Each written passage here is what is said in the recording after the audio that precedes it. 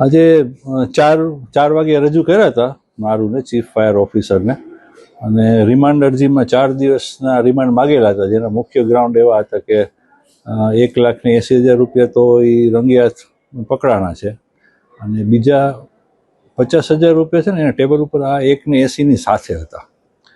એના વિશે પૂછપરછ કરતા એને એ 50,000 છેના છે ને એ કંઈ સરખો જવાબ આપી શકેલ નથી. એટલે સૌથી પહેલી રજૂઆત આપણે એ જ કરેલી હતી કે એક દિવસે એક જ પાસેથી લાંચ લીધાનું નથી, આ બીજા 50,000 છે એ પણ લાંચ પેટે જ હતા. એટલે એ કોને લાંચ આપીને શેના માટે આપેલી એના માટે પણ પૂછપરછ આની કરવાની છે, જે 24 કલાકની કસ્ટડી દરમિયાન એને કોઈ સરખો જવાબ આપેલો નથી. બીજું એને ભુજ ખાતે એના જે મકાન છે ત્યાં પણ ઝડપી કરવામાં આવેલ છે, બીજી જગ્યાએ પણ ઝડપી કરવામાં આવેલ છે.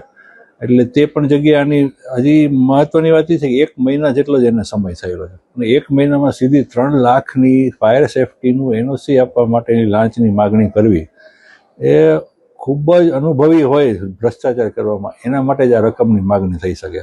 કારણ કે એવું કોઈ શરૂ કર્યું હોય કે નવા હોય એની કોઈની હિંમત ન થઈ શકે. એટલે સૌથી મોટો તપાસનો મુદ્દો એ છે કે આટલા 20-25 વર્ષની નોકરી દરમિયાન એમણે કેટલી અપ્રમાણસરની મિલકત ધારણ કરેલી હોય, કોની પાસેથી લાંચ લીધી હોય, આ બધી ઊંડાણપૂર્વક તપાસ કરવી જરૂરી છે. અને ખાસ કરીને જે ફાયર એનઓસી આપવા માટેનું ડિપાર્ટમેન્ટ અત્યારે 1.5-2 મહિનાથી બંધ હતું, કોઈને મળતી નહોતી. ફાયર એનઓસી માટેના આટલા બધા અરજીઓ છે એ પેન્ડિંગ હતી. એટલે ખાસ એમને આ નિમણૂક આપવામાં આવેલી છે ત્યારે એમણે આ લાંચની માગણી કરેલી છે. એટલે આ કેટલી નિર્ભયતાથી લાંચની માગણી કરી શકે છે એ બતાવે છે કે વર્ષોથી આ લાંચ લેવામાં આવતી હોય, અને વર્ષોથી લેવામાં આવતી હોય તો અપ્રમાણસરની ઘણી બધી મિલકતો મળી આવે. અને ખાસ કરીને એમને ભાઈ ભાભી છે એ પણ લાંચના કિસ્સામાં સરપંચ તરીકે હતા, એમાં પકડાયેલા છે. એટલે એ ઊંડાણપૂર્વક તપાસ કરવા માટે આપણે 3 દિવસથી 4 દિવસની માગણી કરી હતી. અત્યારે કોર્ટે 3 દિવસ આપેલા છે.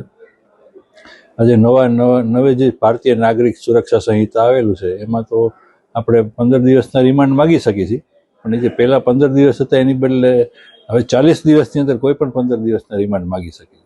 એટલે મને આશા છે કે 3 દિવસમાં નવી એટલું કંઈક તો એવું મળી જશે કે વધુ રિમાન્ડની જરૂર પડે.